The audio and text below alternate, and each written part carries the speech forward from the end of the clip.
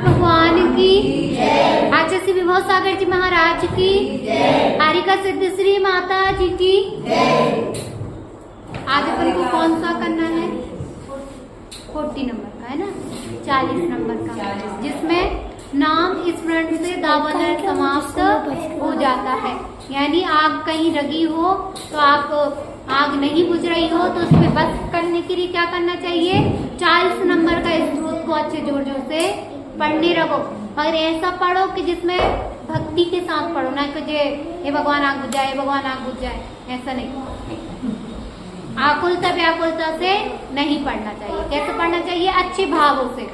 तो आचार्य परमेष्ठी हम इसमें ये बता रहे हैं, कल्पांत कल्पांत काल पवनोदत्त वैनी कल्पम दावा नलम ज्वलित मुज्ज्वल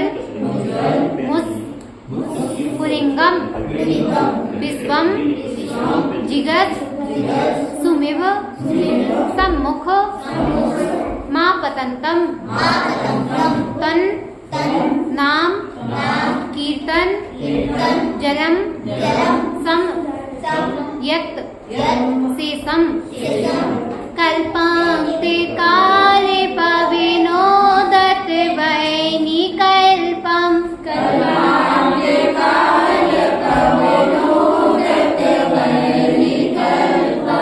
दावानलम ज्वलितिमुज्ज्वल मुस्फुलिंगम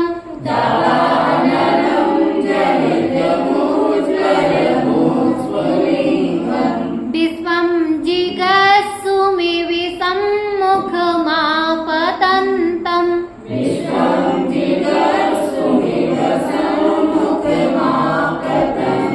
तन्नाम कीर्तन जलम समयत् शेषम्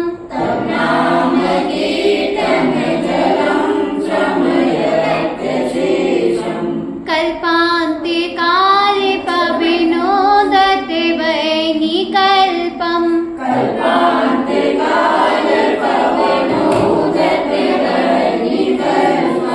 दावानलम ज्वलितिमुज्ज्वल मुस्फुलिंगम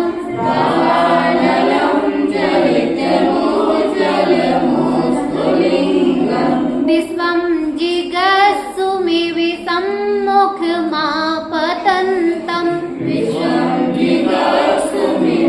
सम्मुखमापतन्तम्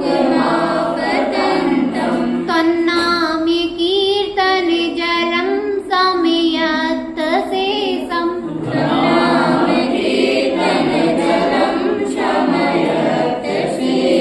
आ जाएगा पढ़ना?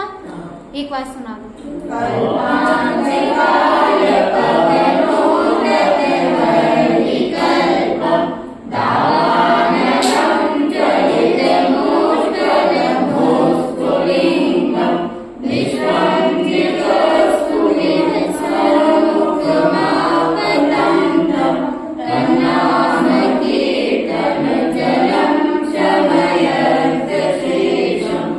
कल्पांत काल यानी प्रलय काल से, पवनोदत पवन से उत्तेजित, वहनी कल्पम अग्नि के सादृश, दावानलम जंगल की आग, ज्वलितम जलती हुई, उज्ज्वलम उज्ज्वल और उत्पुरुंगम ऊपर की फुरंगियां उड़ने, यानी जो ऊपर को आग नहीं जाती है तो वह आग की बात कर रहे हैं।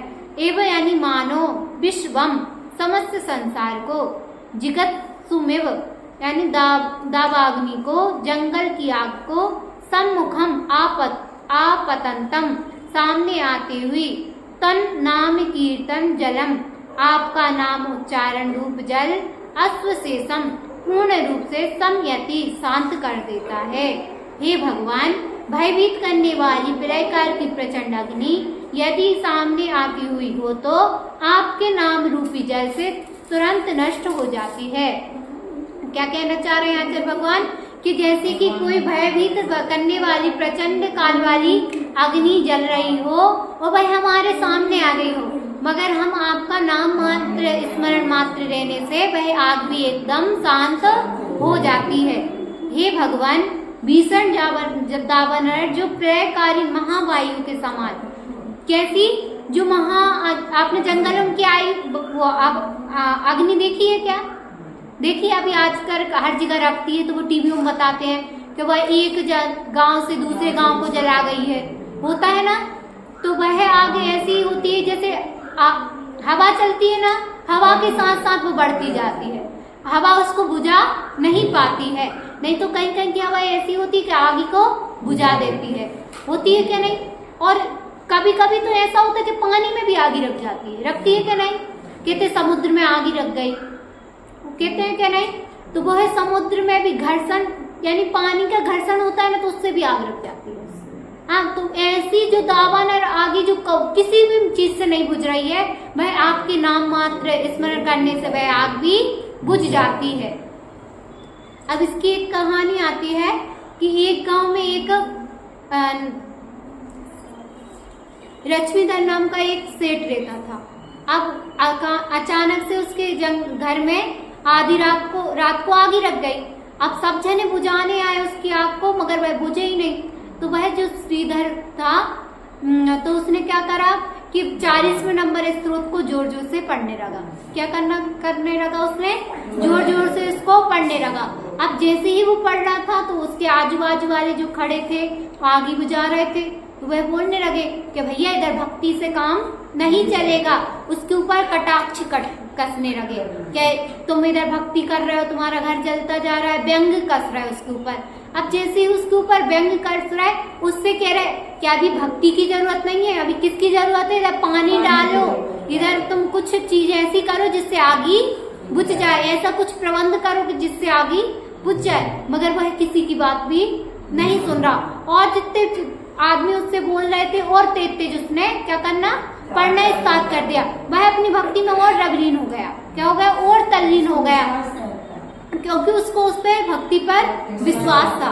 अब ऐसे ही कहते हैं कि सरकार, जो अपनी सरकार होती है ना, वह तो अंधेर कर सकती है, अपने साथ पक्षपात भी कर सकती है, मगर जो कर्म रूपी सरकार है ना, वह कभी भी अपने साथ पक्षपात भी नहीं करेगी और न अपन को अंधेरे में रखेगी।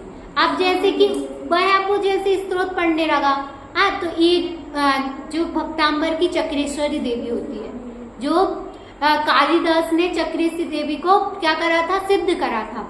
हाँ, तो अब वो चक्रेश्वरी देवी आती है और वो श्रीधर जो था उससे कहती है कि मैं आपकी क्या सेवा कर सकती हूँ, क्योंकि भक्ति का इतना प्रभाव होता है कि जो विद्याधर भी होते हैं वह अपने सामने क्या करते हैं, हाथ जोड़े खड़े रहते हैं। वह अपन से बोलते हैं कि तुम हमको आज्ञा दो, हम आपका क्या कार्य कर सकते हैं।